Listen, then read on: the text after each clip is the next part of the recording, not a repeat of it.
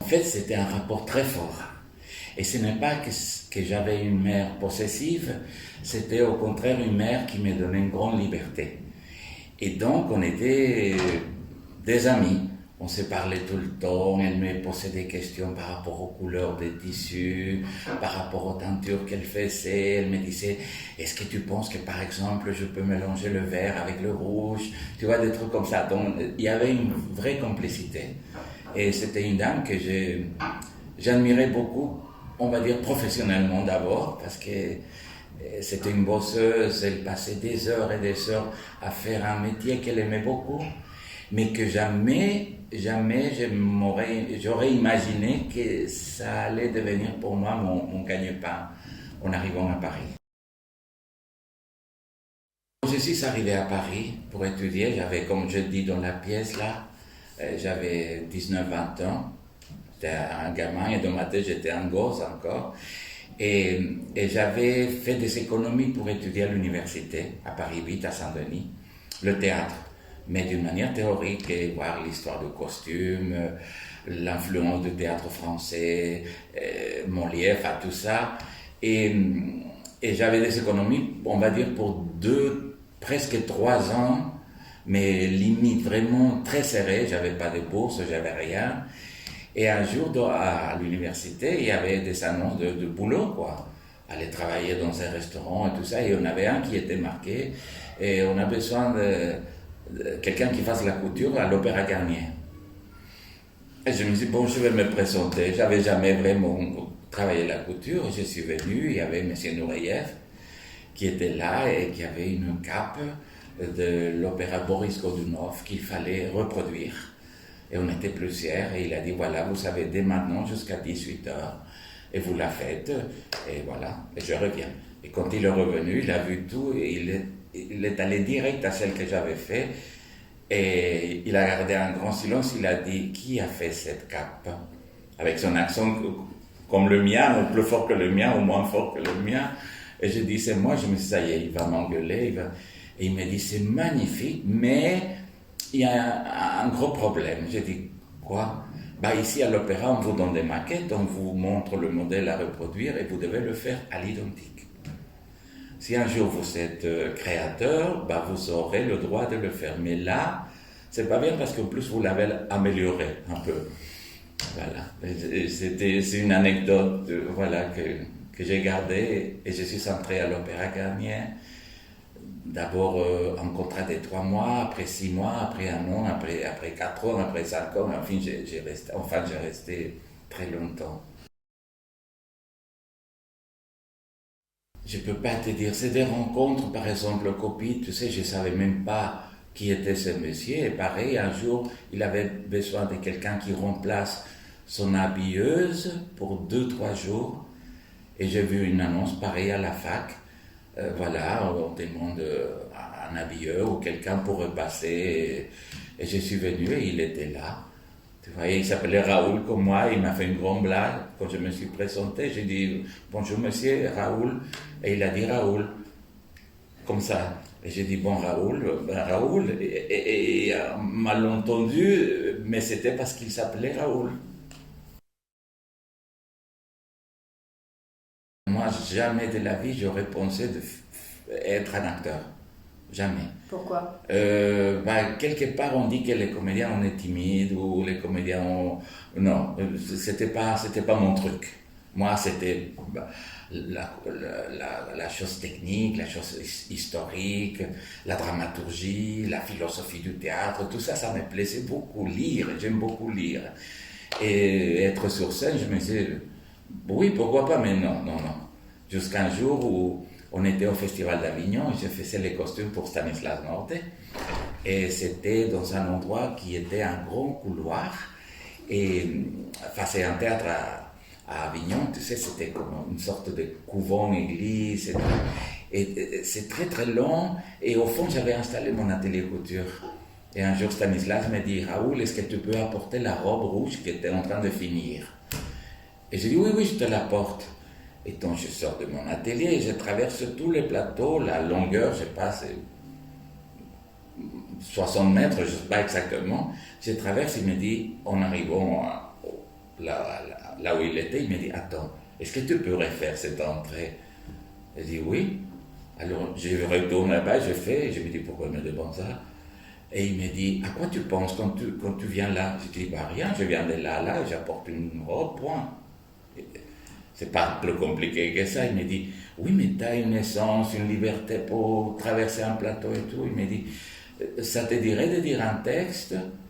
Je dis oui. Alors il m'a donné un texte, je l'ai appris pour le soir même, et il m'a mis dans le spectacle. J'ai pris du plaisir, mais sans me prendre trop au sérieux. Je me disais, bah, c'est un métier que j'aime beaucoup maintenant, mais à l'époque, pour moi, c'était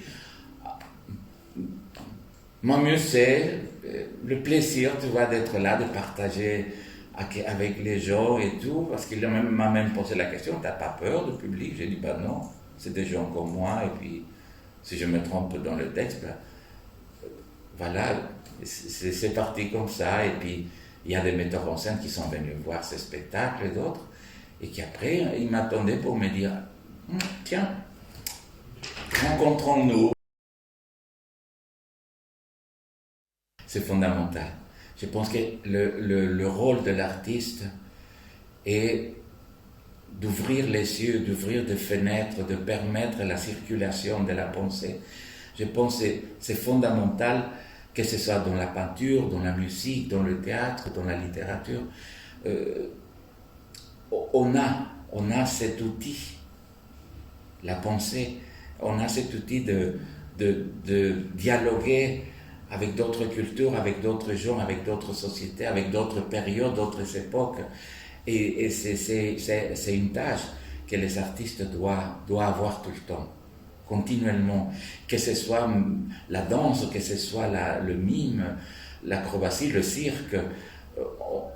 Pas seulement faire que les gens oublient par quelques minutes les problèmes de la société, les réalités matérielles et tout ça, mais aussi de leur dire, il n'y a pas que ça dans la vie, il y a d'autres choses.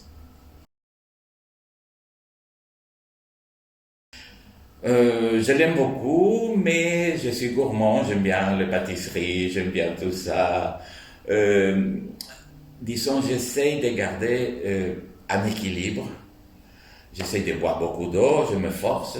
Il paraît qu'il faut boire 1,5 litre d'eau par jour. Avant, je ne buvais pas trop d'eau, mais j'essaye surtout maintenant que je prends l'âge, on va dire. Voilà. J'ai plus 15 ans et c'est un métier très dur. C'est un métier où on donne complètement. Il paraît qu'il y a des comédiens, je ne connais pas, mais il paraît qu'il y a des comédiens qui donnent le minimum syndical. Je ne pense pas, mais j'ai entendu dire. C'est un métier qui nous exige beaucoup. Tu vois qu'il faut être ici et maintenant présent à 100, à 1000%. Et donc, du coup, le corps, il reçoit ça. Cette corps, c'est notre outil, c'est notre instrument. C'est comme un violoniste, son violon, nous, c'est notre corps. Et c'est le souffle, c'est la respiration, c'est l'imaginaire, c'est toute cette matière que nous, on doit gérer, administrer, et le nourrir. Je me rappelle, j'ai travaillé avec un acteur qui s'appelle Angel Pavlovski. Il était à Barcelone, il a travaillé avec Martial, il avait fait un copie magnifique au théâtre de la ville.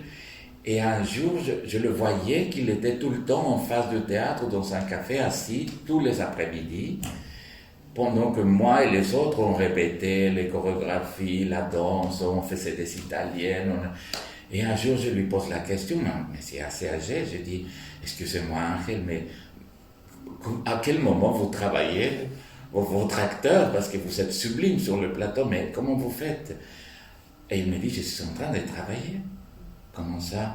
Il me dit, je regarde les gens, comment ils s'assoient, comment ils se déplacent, leur rapport, comment ils se touchent, comment ils s'évitent. Ça fait mon travail de tous les jours. Je me suis accepté comme je suis, voilà, ma sexualité, quelque part, ça ne regarde que moi. Tu vois, et j'ai appris ça de ma mère, par exemple, un jour, quand j'avais 15 ans, je lui ai dit, maman, figure-toi que moi je suis un garçon et j'aime les garçons. Elle lui a dit, alors, Il m'a dit, ça c'est toi avec toi, c'est toi. Tant que tu ne tues personne ou que tu ailles voler je sais pas quoi ou faire un crime ou construire une bombe, voilà, ça te regarde toi. Et pour moi, c'était une manière de, voilà, d'accepter. Disons, mentalement, j'ai l'avantage d'avoir les deux points de vue. Parce que je trouve que les femmes, ils ont l'intuition, elles sont le sixième, le septième, le huitième, le neuvième sens, plus que les mecs. Je pense que la femme, elle est plus forte que l'homme. Et c'est pour ça que les femmes ne font pas les guerres, par exemple. Tu vois? Alors je me dis, voilà, une femme, elle peut regarder une situation, mais elle la voit pas seulement comme un homme qui la voit unilatérale. La femme voit tout, l'envers. La femme voit les conséquences. La femme essaye de comprendre. Et par exemple, j'ai, on va dire, cette qualité quelque part féminine que tous les hommes ont aussi. Les hommes et les femmes aussi ont un côté masculin, mais j'essaie de concilier les deux. Aujourd'hui, on est dans une société où la question du genre, elle est de plus en plus présente. Oui. Qu'est-ce que tu penses de tout ça? Notamment en France, parce que tu as peut-être du coup des points de vue différents Oui. selon les pays. C'est très bien. Tout ce qui est une revendication pour la liberté individuelle est très important, mais il ne faut pas non plus déraper. Je pense que tout a ses limites et tout doit toujours être une forme de respect vis-à-vis de l'autre et vis-à-vis de soi-même. Et je pense que maintenant, dans cette société qui est mûrie, la situation de genre, ça ne doit pas être un sujet de discussion. Ça doit être une chose déjà assumée, une chose déjà intégrée culturellement. Tu vois, je ne vois pas les grosses batailles qui se font. Est-ce qu'on change ces mots? Est-ce que c'est important de réfléchir, mais il y a des choses plus graves et plus importantes, je pense. Très important, parce que c'est notre carapace, notre masque. Socialement, on peut, au théâtre par exemple, on peut tout de suite distinguer quel personnage est par rapport à l'autre, quel personnage il est. Tu vois, par le vêtement. Et je suis très sensible à la couleur, à la coupe, à l'élégance, mais en même temps, j'aime aussi les costumes qui sont complètement déconstruits. Parce qu'il y a aussi un charme dans ces costumes qui ont été justement, volontairement ou involontairement, complètement détournés. Et du point de vue théâtre, les costumes. Dans la société, moi, je mets des choses basiques, simples, je n'ai pas moi-même. Et voilà, je ne suis pas un esclave ni de la mode, ni des courants voilà, parce que des fois, on se dit, ah bon, c'est ça. Voilà. Et au théâtre, ce que j'aime aussi par rapport aux costumes, c'est la simplicité et des choses, vraiment des lignes pures. Essayer de travailler une façon d'épurer, et s'inspirer beaucoup des tableaux, de la peinture, du cinéma, où il y a des grands cinémas. Attention, il y a quand même des choses magnifiques au cinéma qu'on peut voir.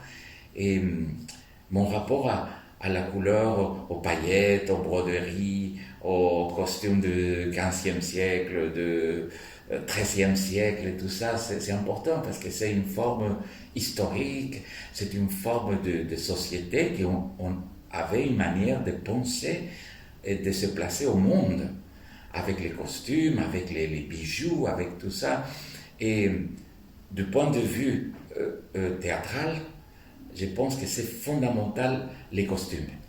Et surtout quand j'écris des costumes, parce que j'alterne les deux, je fais des costumes pour l'opéra ou le théâtre où je joue. Et quand je fais les costumes, une de mes premières règles est que l'acteur, l'actrice soit à l'aise, qu'il bouge, qu'il se sent bien, qu'il y a une fraîcheur, qui est...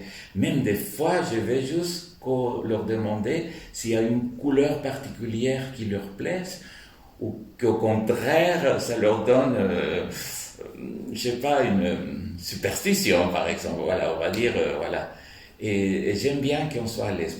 Moi-même, par exemple, j'ai été dans d'autres spectacles habillé par d'autres personnes et il faut être discipliné, mettre la chose qu'on nous dit, point à la ligne.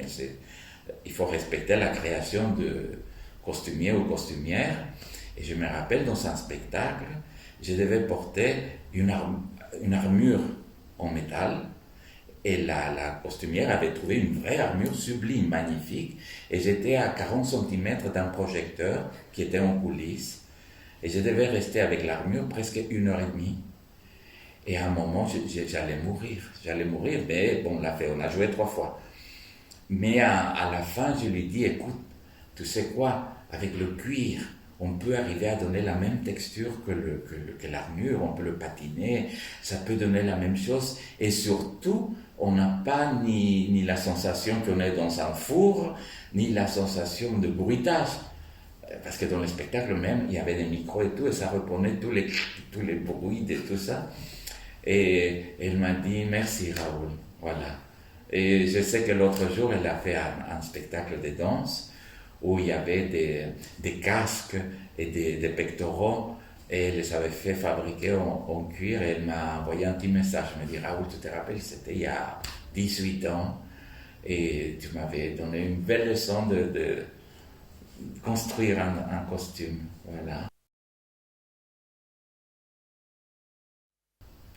Ah, écoute, je suis, oui et non, superstitieux. Et je pense que tous les acteurs et actrices, on a des manies. Tous. Même si quelqu'un me dit, oh, je ne crois pas à ces choses-là. Et c'est culturel. Parce qu'en Espagne, c'est une autre couleur, c'est le rose, je crois. En Italie, je crois, c'est le jaune. Dans chaque pays a sa couleur. En Angleterre, une autre couleur. En France, c'est le vert. Je l'évite. Je l'évite, mais je sais que certains metteurs en scène m'ont demandé des costumes exprès en vert. Et je le fais. Même un spectacle de Stanislas Nordet, il y avait un comédien qui était en vert de la tête aux pieds. Voilà. Et je l'ai fait parce que c'est mon travail. Mais c'est une bonne question que tu me poses, comme les autres, mais celle-là, c'est un point sensible au théâtre parce que, bon, il y a toute une tradition, Molière et tout ça, mais je sais pas, quand je joue, je ne mets pas de vert. Et j'adore le vert, c'est une couleur que j'adore, mais je le prends en dégradation, tu vois, je vais dans des couleurs proches, mais pas le vert, voilà, parce que non, je ne peux pas. Et quand je joue, surtout pas. Voilà, mais je pense que c'est beau d'avoir des superstitions. Je pourrais te raconter des superstitions d'une comédienne qui, avant d'entrer en scène, elle fait 3 sauts en arrière. Ah non, mais il y en a plein. Il y en a une autre qui s'attache à une gaine ici à la culotte, l'autre... non, mais chacun a son... Toi, tu as un petit rituel avant d'entrer en scène? Oui. Et je ne veux pas le dire. Tu ne veux pas laisser secret? Okay. Ça, c'est un secret, mais oui, okay. Je l'ai.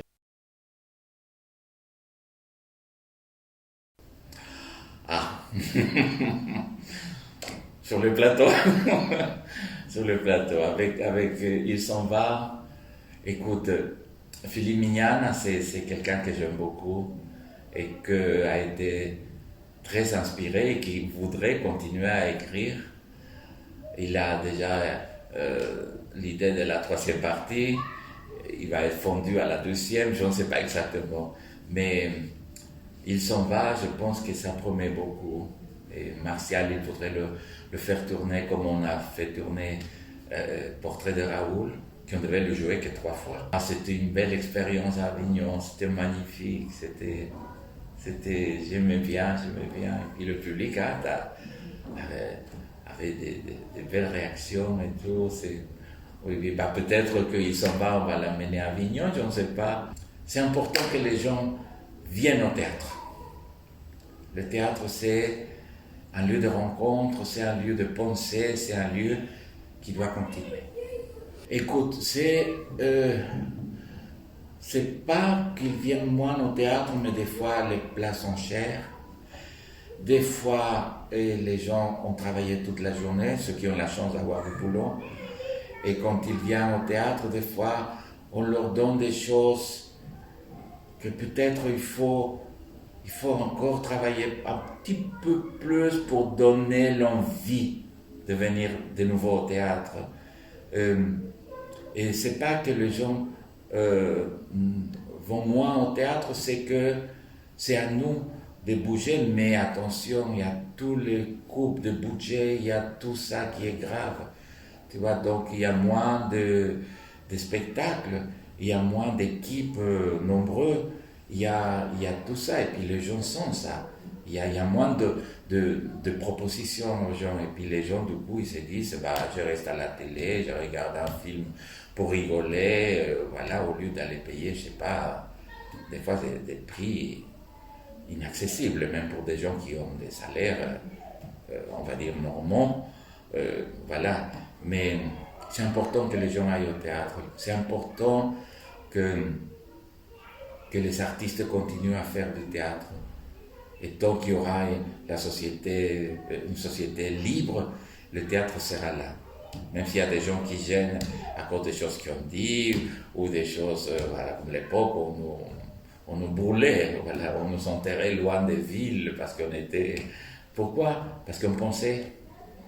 Et l'acteur, l'actrice, les gens du théâtre, les écrivains, on pense. Et des fois, ça gêne. Ça gêne. Et plus on amène du monde, plus ça gêne. Et c'est bien.